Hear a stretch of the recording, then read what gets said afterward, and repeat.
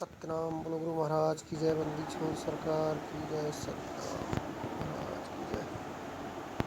सत्यनाम गुरु महाराज की जय। आज भगवान विष्णु के वामन अवतार की कथा बताने हैं। प्रजापति कश्यप की दो पत्नियां थी। एक का नाम था अदिति और दूसरी का नाम था अदिति। अदिति की संतान देव यानी सुर थे और दिति की संतान थे दैत्य यानी असुर। दोनों में आपस में बनती नहीं थी। वह दोनों बात बात पर आपस में लड़ते झगड़ते रहते थे। देवासुर संग्राम पुराणों में प्रसिद्ध है। देवों के गुरु थे आचार्य बृहस्पति और दैत्यों के गुरु थे आचार्य शुक्र। इन दोनों के विचारों में भिन्नता थी। देवों का राजा इंद्र था। देवगण विलासी थे। एक बार दोनों पक्षों में घोर युद्ध में असुर हार गए, परंतु आचार्य शुक्र ने संजीवनी विद्या द्वारा दैत्यों को जीवित कर दिया। संजीवनी विद्या को संजीवनी वाणी भी कहा गया है। आचार्य शुक्र की वाणी में ओजस भी था और तेजस भी। रणभूमि में हारे हुए दैत्यों में अपनी वाणी से आचार्य शुक्र ने ओजस और तेजस साहस का संचार कर दिया। उन्होंने मुर्दों में जान फूंक दी। वह फिर से चौगुने साहस और वीरता के साथ देवताओं से लड़े और उनको परास्त कर दिया। देवराजेंद्र अपनी नगरी छोड़कर भाग गए। बाकी बचे देवता असुरों के भय से मारे मारे फिरने लगे। देव माता अदिति अपने पुत्रों की ऐसी दशा देखकर भयभीत और व्यथित हो गईं। उन्होंने अपनी मनोदशा अपने पति प्रजापति कश्यप को सुनाई। तो प्रजापति ने कहा, तुम्हारी व्यथा भगवान विष्णु ही दूर कर सकते हैं। तुम उन्हीं की शरण में जाओ।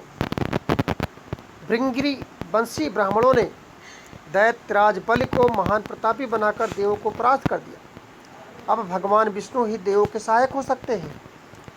तत्पश्चात प्रजापति कश्यप ने उसे अतिथि सत्कार की महिमा के विषय में बताया और पूछा, तुम्हारे घर से कोई अतिथि, कोई सच्चा ब्राह्मण बिना सत्कार पाए लौट तो नहीं गया है? क्योंकि ऐसा माना गया है कि पूज्य अतिथि की उपेक्षा से सदा अमंगल ही होता है। अदिति ने कहा, नहीं स्वामी, ऐसा तो मेरे घर में कभी नहीं हुआ। अतिथियों का मैंने हमेशा स्वागत सत्कार ही किया है। फिर भी न जाने क्यों इस घर में लक्ष्मी और विजय श्री छोड़कर चली गई हैं। मैं क्या कारण बताऊं? आप तो प्रजापति हैं, सभी प्रजाजनों पर एक समान स्नेह करते हैं। तब मेरे पुत्रों पर अभी आपकी कृपा करनी चाहिए और ऐसा मार्ग बताना चाहिए जिसे पुनः अपना खोया हुआ वैभव प्राप्त कर सकें। महाराज कश्यप ने अदिति से कहा कि मार्ग तो एक ही है और वो है भगवान की अनन्य भक्ति। तुम उन्हीं की उपासना करो, तप करो, केवल दुग्धाहार पर रहो। ओम नमो भगवते वासुदेवाय इस मंत्र का जप करो। तुम्हारे तप से भगवान विष्णु प्रसन्न होकर तुम्हें ऐसा वर देंगे कि तुम्हारे पुत्रों का सब प्रकार से कल्याण होगा और उनके सारे दुख दूर हो जाएंगे। अदिति ने महर्षि के बताए अनुसार जप और तप किया। उसने अपनी बुद्धि को सारथी बनाया और जीवन रथ में मनोयोग पूर्वक इंद्रिय रूपी घोड़े को बस में किया। परिणामतः विष्णु प्रकट हो गए और अदिति को वरदान दिया कि वे स्वयं पुत्र के रूप में अदिति के गर्भ से जन्म लेंगे। वरदान के फलस्वरूप अदिति के गर्भ में से जो पुत्र उत्पन्न हुआ वो वामन भगवान थे। वामन के ब्रह्म तेज के सामने बड़े बड़े ब्रह्मर्षि तेज रहित हो गए। बटुक वामन ने एक दिन सुना कि नर्मदा के तट पर भृगुकच्छ क्षेत्र में, जिसे आजकल भरोच कहते हैं, असुर राज बलि भृंगिरी वंशी ब्राह्मणों द्वारा अश्वमेध यज्ञ करा रहे हैं। वामन वहां पहुंचे। बटुक बालक को देखकर सारे ब्राह्मण बड़े बड़े ऋषि मुनि स्तंभित रह गए और उनका तेज चला गया हो। राजा बलि ने बटुक का यथाविध से सम्मान किया और पूजन किया। उसे ऐसा लगा जैसे इस अतिथि के आगमन से उस यज्ञ का पूरा फल मिल गया हो। उसने बटुक से कहा, हे ब्राह्मण वर, आप यज्ञ के इस अवसर पर मुझसे अवश्य कुछ मांगने की कृपा करें। मैं उसे देकर स्वयं को कृतार्थ हुआ समझूंगा। वामन बोले, राजन, ये तुम्हारे वंश की अनुरूप ही है। महान भक्त प्रहलाद के तुम पौत्र हो, तुम धर्मात्मा हो। जो भी वचन दोगे उससे पीछे नहीं हटोगे। मैं ब्राह्मण ब्रह्मचारी हूँ। मुझे न तो स्वर्ण चाहिए, न हाथी घोड़े। मुझे तुम्हारा राज्य भी नहीं चाहिए। संध्या पूजन करने के लिए आसन बिछाने को 3 भूमि मुझे दे दोगे तो मेरा यहाँ आना जाना सफल हो जाएगा। राजा बलि को आश्चर्य हुआ।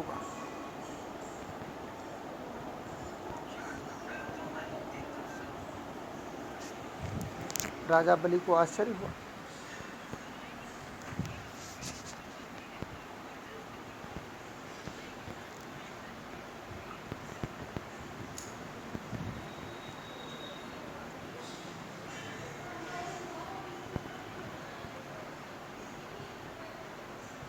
कि भला यह भी कोई दान है। ये बालक, इसने विवेक से काम नहीं लिया, केवल थोड़ी सी भूमि मुझसे मांगी है। उसने बटुक वामन से कहा, ब्राह्मण देवता, आपने जो कुछ मांगा है उसे देना तो मेरे लिए बहुत सरल है। 3 पग भूमि भी दान में देने की कोई वस्तु है? आप मुझसे कुछ और मांगिए, कोई राज्य, कोई नगर, गांव, रहने के लिए वैभवशाली आश्रम, आप जो मांगे मैं तुरंत दे दूंगा। वामन बोले, असुरराज, मुझे न तो धन से मोह है न ईश्वर से। वामन बोले, असुरराज, मुझे न तो धन से मोह है न ईश्वर से, मुझे तो स्त्री प्रभु की आराधना करने के लिए 3 पग भूमि की आवश्यकता है। राजा बलि बार बार वामन को कुछ अधिक मांगने के लिए कहता रहा, किंतु वामन ने साफ इनकार कर दिया। उन्होंने कहा, आपको देना है ही है तो मुझे 3 पग भूमि दान दे दीजिए, अन्यथा मना कर दीजिए। यज्ञ स्थल पर दैत्य गुरु शुक्राचार्य भी बैठे हुए थे। वे अंतर्दृष्टि से समझ गए। उनको लगा कि ये बटुक छल कर रहा है, ये ब्राह्मण नहीं है, ये तो विष्णु का रूप है। उन्होंने राजा बलि को समझाया कि इस ब्राह्मण की बातों में न फंसे, अन्यथा बुरी तरह छल जाएंगे। ये ब्राह्मण तो भरा सर्वस्व हरण कर लेगा। परंतु राजा बलि ने हाँ कह दिया था, वो इनकार कैसे करते? पाप के भागीदार बनना नहीं चाहते थे। गुरुदेव शुक्राचार्य ने फिर उसे सचेत किया, लेकिन दैत्यराज बलि ने नहीं माना। कि कोई याचक मेरे द्वार पर आए और मैं देऊँ ना, ऐसा हो नहीं सकता। उसकी मनोवांछित मांग पूरी करने के लिए हाँ कर दिया है तो मैं धन अर्पित करूँगा। सही समय पर दिया हुआ वचन भंग करना अवश्य अपयश का कारण बनेगा। परंतु कभी कभी बदलना भी पड़ता है। आचार्य शुक्र के समझाने पर भी राजा बलि को कोई प्रभाव नहीं पड़ा। वो तो सत्य प्रतीक था। विनयपूर्वक उसने आचार्य शुक्र से कहा, आपका कथन सत्य है, आपने गहर धर्म समझाया, इसके लिए मैं आपका आभारी हूँ। परंतु मैं संसार के प्रथम सत्याग्रही प्रहलाद का पौत्र, सत्य से डरने वाला नहीं हूँ। मैंने जो वचन दे दिया है सो दे दिया, अब मैं पीछे नहीं हटूंगा, चाहे मेरा सर्वस्व ही क्यों न चला जाए। धन दौलत और राज भी आखिर है क्या? मनुष्य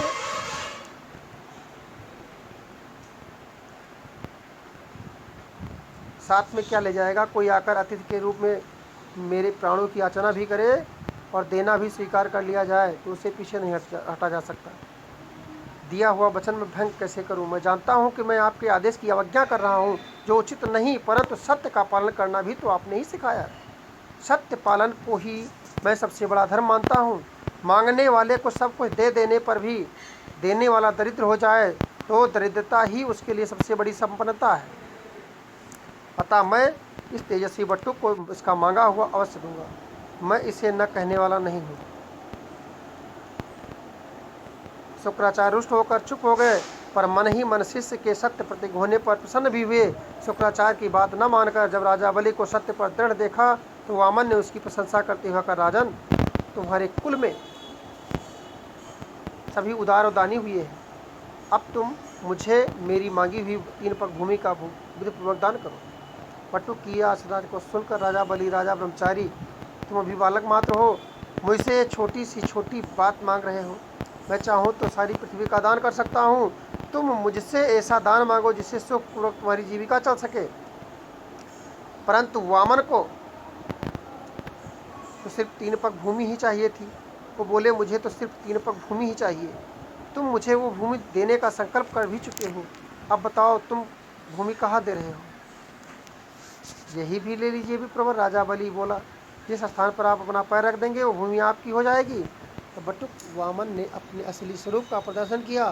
देखते ही देखते इतना बड़ा विशाल शरीर बना लिया कि धड़ के कुछ हिस्से को छोड़कर उसका शेष शरीर बलि और वहाँ उपस्थित अन्य व्यक्तियों की नज़रों से ओझल हो गया। वामन का शरीर अनंत आकाश में पैर रसातल में पहुँच गए। पहले ही पग में उसने समस्त पाताल लोक लांघ लिया। वामन का दूसरा पग 7 लोकों को लांघता हुआ सत्यलोक तक पहुँच गया। राजा बलि का राज स्वर्गलोक तक ही था। तीसरे पग को रखने के लिए जब जगह न मिली तो वामन ने बल से पूछा, राजन, तुम्हारे राज की सीमाएं तो समाप्त हो गई, अब बताओ मैं तीसरा पग कहाँ रखूं? राजा बलि ने एक क्षण भी विलंब न किया। उन्होंने अपना मुकुट उतारा और दोनों हाथ जोड़कर बटुक नारायण के आगे नतमस्तक हो गए। आप अपना पैर मेरे सर पर रख दीजिए। वामन ने अपना चरण उसके सिर पर रख दिया। बलि धन्य हो गया। उसी समय वैकुंठ लोक से आकर प्रहलाद वहां उपस्थित हो गए। उन्होंने अपने पौत्र पर प्रसन्न होकर कहा, वत्स तू धन्य है। विश्वात्मा नारायण श्री हरि ने स्वयं प्रकट होकर तेरे मस्तक पर अपना